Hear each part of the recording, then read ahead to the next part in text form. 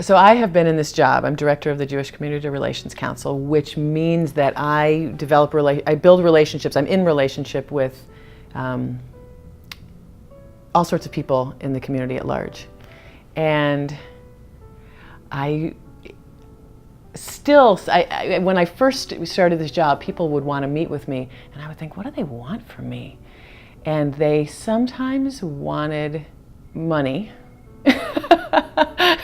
And I would think, oh, I'm not going to tell them how big my budget is. There's not a lot there.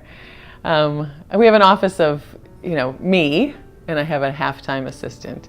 And now we just hired an Hours Against Hate project coordinator, and that's grant funded. But they would want money, or they would want connections and influence. And I'm still uncomfortable with it. I always think, what am I doing in this room? What do they want from me? Why did they invite me? Why are they even listening to me? What is it that they want to get out of me? Other than just a, nice time, a nice relationship.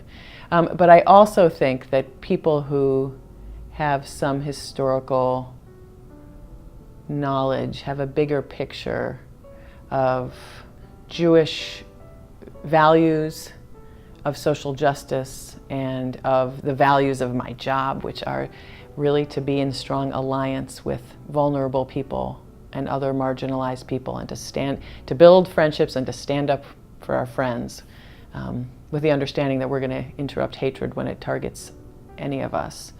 And I think that there are those who do get that the Jewish community, there is pretty strong consensus on that we need to, the value of social justice and wanting to make the world better through our hands-on involvement. It's not through our faith, which, like I said, is mostly seen as a private matter, but we express ourselves by what we do in the world. And so I think that some people know that. I feel the responsibility of sharing that there are values that drive me, and that drive me personally and drive me in my role too, which are, healing and repairing the world, building strong alliances, making the world more just, being really tuned into core American, core Jewish values of diversity and tolerance, respecting, upholding the dignity of all people in a real way, in a concrete way.